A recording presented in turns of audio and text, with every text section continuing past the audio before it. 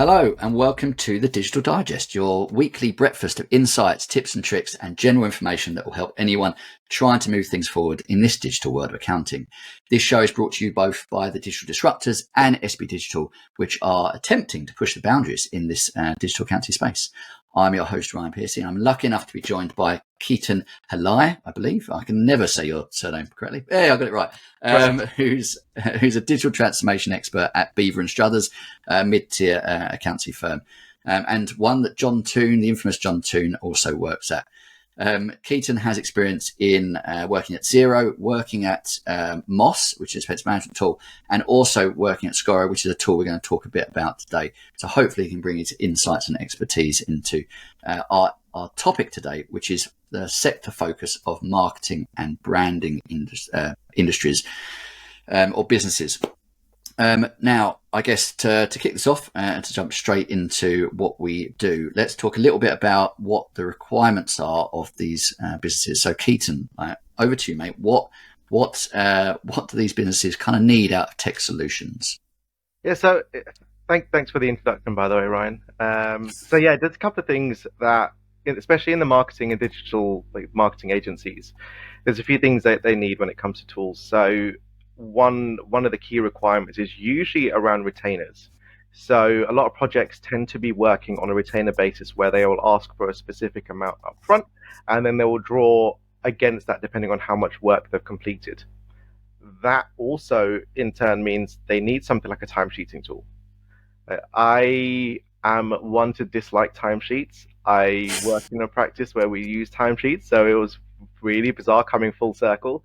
But in the marketing agencies and design agencies, timesheeting is quite crucial for them, just because so they can monitor exactly how much time they're spending on projects. Because I guess time equals money for them, and then profitability on projects then take a knock from there. There are a couple of other nuanced things that individual agencies will need depending on their own specific workflows, but I would say they're probably the two most crucial ones. The other side of it is something to manage those projects. Because a lot of the time, I've worked and spoken to multiple agencies in the past, and some of them will be managing projects on Excel, which isn't necessarily scalable, but that doesn't provide them the oversight that they need. So having a work management tool or a project management tool just allows them to have more structure, assign tasks, or have better staff utilization across the business. So I would say they're probably the three most crucial parts. Yeah, definitely. It's a service-based industry, so it's all about people. You sometimes get, some overheads or some disbursements, right, where they've used a contractor or they've had to acquire something that they need to pass that cost on. But most of the time, it's going to be recharging of time, utilizing that time correctly, and different billing processes. So you've talked about retainers.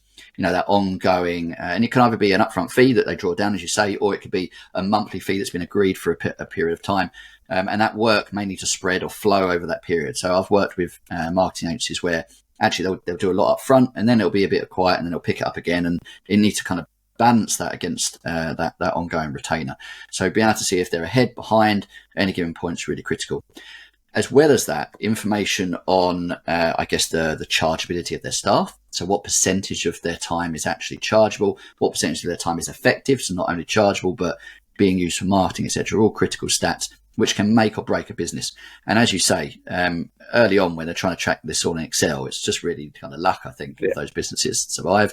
And you need to bring in formal systems that can help deliver this.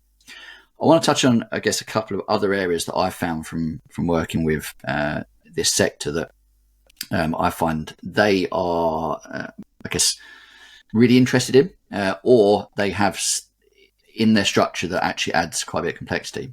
So the first one is CRM. Now, being a marketing or branding industry, they need to be really hot on kind of, tracking stats, making sure they're effective. Because if they're not doing very well at it, how can they demonstrate to their clients that they can kind of enhance that area? So a CRM, an effective CRM, is usually something that's quite critical for them to demonstrate, track, make sure all of their lead generation and winning of work is really effective. And then one that I'm seeing, not just in the marketing and branding area, but also in businesses around the UK, is complex corporate structures.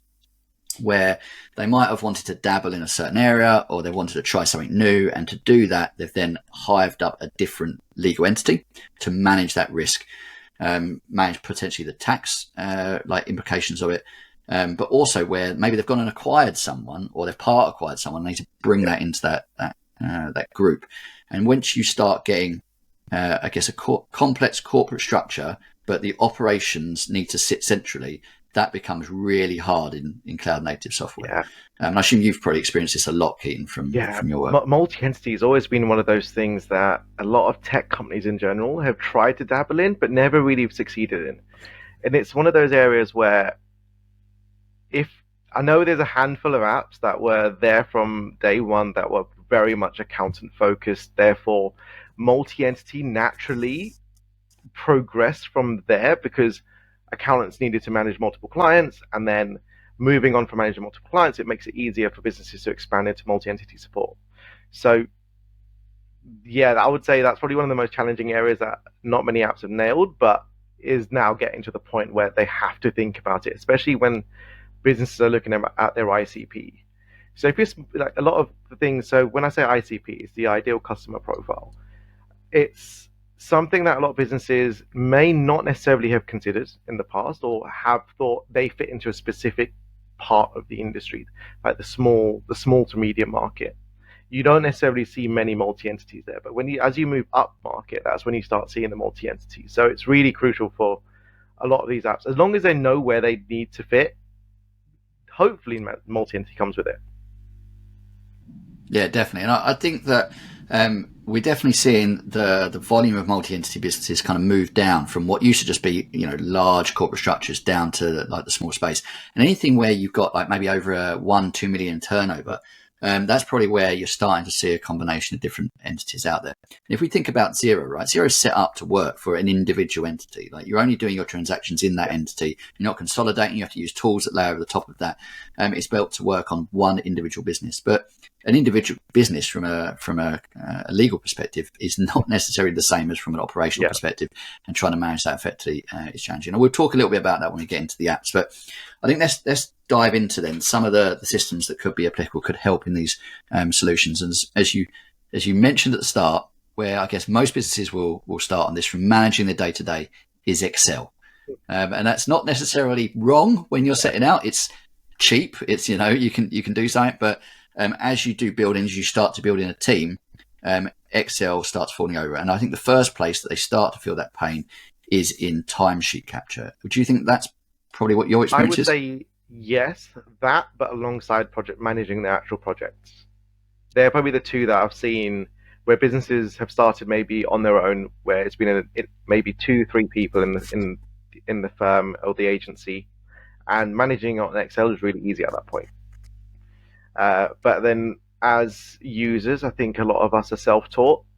Unless they've gone through some proper Excel training, it's really difficult for a business to end up scaling a tool like Excel. It can do a lot, but I think for ease and user interface, and for bringing in new people, for example, like fresh out of school or fresh out of university, that may not be well versed in Excel, you can't really take it too far until you need to pick up something that's a little bit more user friendly. Yeah, and it's easy to break Excel, right? Because if you need to build out complexity, you have to build in complex formulas. It's easy for someone that's untrained to come in and accidentally type over something, and then you have no idea what's broken, and it takes you ages to unwind that. So you need to build in some restrictions, some structure, and rather than locking cells and kind of managing this complex web of Excel, I guess, systems, you need to adopt actually a proper system out there. Most now will go into cloud native systems, and a good starting point, you can just go to start in Xero, right? You can track you can track time in there. You've got Xero projects where you can start tracking against cost. You can't really manage the project in it. You can just kind of manage the cost against budget, but you've got some entry level structure around that. And that'll be replicated against, similar to like QuickBooks Online, for example. Maybe not some of the other smaller project finance systems, but as you go into the mid-tier space, they've got some of that functionality as well. So I guess, would that be your first point of call? If they're using Excel, would you guide them into, okay, it's a small fee here, £5 a month per user, but would you guide them in kind of down the Xero projects route? how could I say this in a politically correct You way? can bypass it, right? I probably would think about where does the business want to go. Sometimes it's one of those things where fine, it's cheap, it does what you need it to do at that point, but is it going to grow with you? Is it worth potentially taking the hit early on the cash flow for where you want the business to end up in the next 12 to 24 months? So when you're picking a tool, I would say it's very important to know where you want the business to go before you go down a cheap and cheerful route. Because sometimes, as the saying goes, you pay for what you get.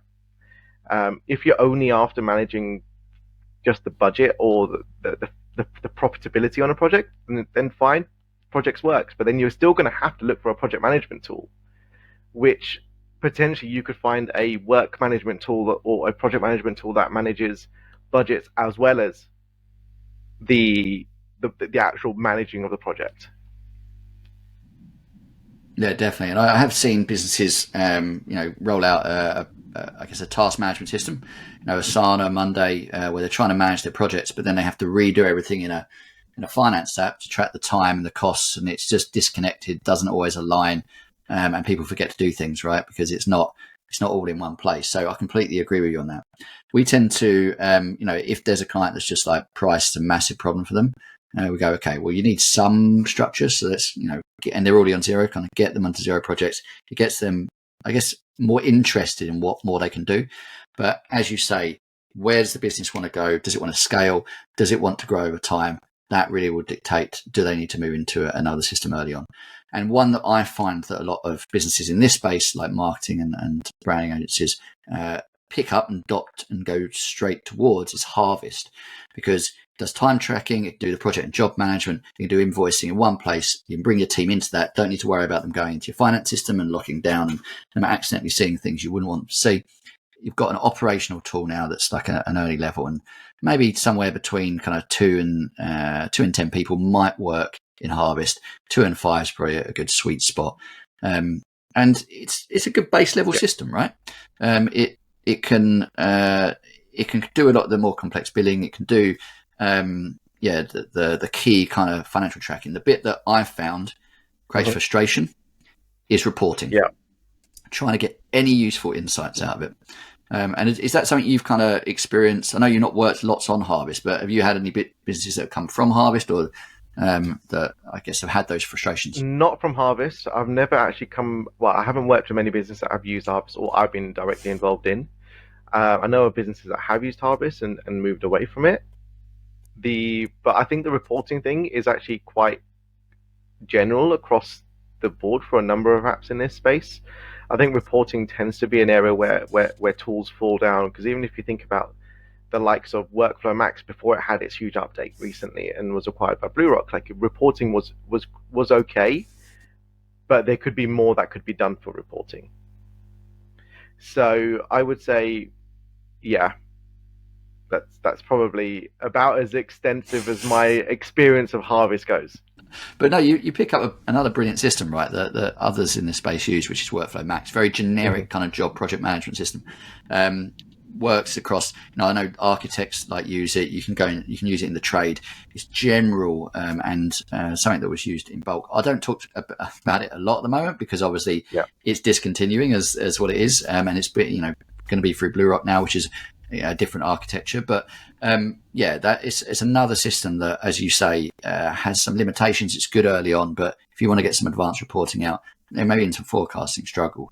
So let's touch on another app then that I guess we both know well, we're both passionate about, which is Scoro, which I think is a really powerful project and job reporting tool that works really well in this marketing and branding agency.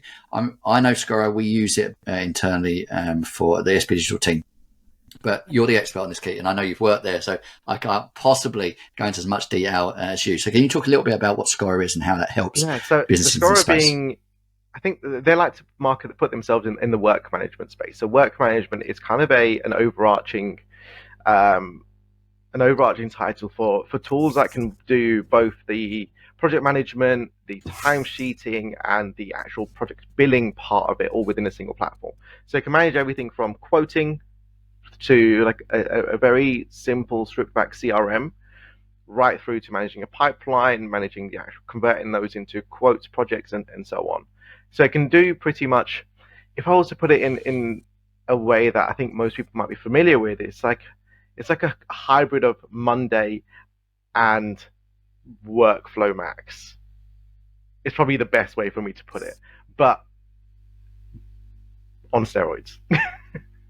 Yeah, I mean, look, it does. If we go back to those things that you need in I guess the marketing and the branding agency space, which is timesheets, project management, being able to handle retainers, multi-entity potentially, a bit of CRM in there, tracking the leads all the way through to delivery. It's great at that. It integrates into Xero, and another space that becomes more critical is expense management and how that links into projects, because normally people are used to linking like a Dext into a Xero, but you're only getting into your finance system, you're not getting into your project management system. How do you get those transactions in? And Scoro enables some flexibility here, doesn't it? You can do two different methods, and Keaton, do you want to talk a little bit about how the data flows? There's a couple of ways of getting that information into Scoro. So one is Scoro can manage your POs. So if we're looking at purely the cost element of a project, and the invoicing and the expense side of things. So Scoro has the ability to raise POs. You convert those POs into an invoice, to a purchase invoice, and then they get assigned directly to a project. The other side of it is if you're thinking about like spend management space or expense management in general, and maybe you might be using a card, one of those like prepaid or credit cards, similar to like the likes of Moss. So Moss being in the spend management where they have credit cards. The integration between Moss, Scoro, and Xero can work quite seamlessly. So if we're thinking about the way that you would like to traditionally get data in, is that you want to be able to pull the costs from another solution and pull it back into the project management or into the project itself. So with the likes of, if we take in Moss, for example, the way the integration works is that it pushes, let's say, your card transactions, it creates a bill in Xero, it creates the corresponding payment automatically matched off. But the way Scoro and Xero work is Scoro has the ability to pull bills directly from Xero for you to then assign retrospectively within the Scoro platform. So that flow allows you to then assign costs to the relevant projects, and then you get a more accurate profitability or loss in some cases. Yeah. But that, and the ability to also mark for recharging on, like for dispersing, and that flow, the two options, right? Either getting something directly into Scoro via an integrated expense management tool, and Ezzy Bills is a great example of this. I know we've talked about it in Digital Digest before, the ability to direct transactions either into a different system, being inventory management, project management, or into Xero. Ezzy Bills is probably the best in the market for that. Or, as you said, pulling back from Xero, which is rarer from, I guess, project management tools, to be able to pull that back through. Scoro now has that flexibility, and it's about finding the right approach and solution for the business. Yeah. And it's that tailored approach that's needed. One thing I love about Scoro, and I think I'll finish on the Scoro talking on this, is the ability to forecast and map out. And that's something that I know that Scoro's been building out. The ability to kind of look at where you are, what you've got coming in, and be able to forecast, what could our income look like in the future. And that's something that people in this business and the marketing branding are always wanting to know, because you have people that you're paying a wage to. They're your biggest overhead. They're not going away. It's really hard to kind of, make redundancies. So you really need comfort on what your future income is going to be. And that's a beautiful part of Scoro. But, I know we're getting to the end of, I guess, our episode today. So I wanted to kind of wrap a few things up. One is that there's no right solution, right, for this space, but there are probably only a handful of good solutions, rather than some of the other industries where you've got a lot of choice. Branding and marketing, I'd say, if you're looking at integrated modern ERP solutions, mostly around the Xero marketplace, probably connecting into the likes of Harvest, Workflow Max, or Scoro are probably a good bet. And the Harvest and Workflow Max, the lower level, as you want to build out complexity and scale, Scoro is a good place. And then finding the right, I guess, sweet spot of other apps that connect in is critical as well. Have you got like a single takeaway, Keaton, that you think would be worth people considering if they're Sure. in this, So I would this say industry or sector? focus on where you want your business to go, where your vision is for it to grow as well, and then choose a solution or solutions that will tailor to where you want to end up. Because you don't want to be falling short and having to change solutions part of the way through the year, or having to change multiple times before you get to the end goal anyway. But I know cash is always king, and for some scaling businesses, cash is always can be tight, but don't see this as a sunk cost. See this as an investment. Definitely. And, talk to an expert, talk to a digital transformation specialist. We're here, we understand the nuances. We, at SB Digital, we implement these systems, we can advise and kind of structure. And a lot of businesses that adopt Scoro then come to us afterwards and go, can you tailor this? And Keaton, you've got the expertise to be able to deliver that service as well. But I feel that's a great place to wrap up this week's show. Hopefully this episode's provided everyone that's listening with valuable insights they can take forward. Please do check out the show notes for links to the Digital Disruptors, SB Digital, obviously Beavers and Struthers and what Keaton's doing, as well as any app that we've referenced through this discussion. If you want to ensure you catch future episodes, please do subscribe to our YouTube channel and look out for the release every Thursday morning. And we look forward to speaking to you very much, next week.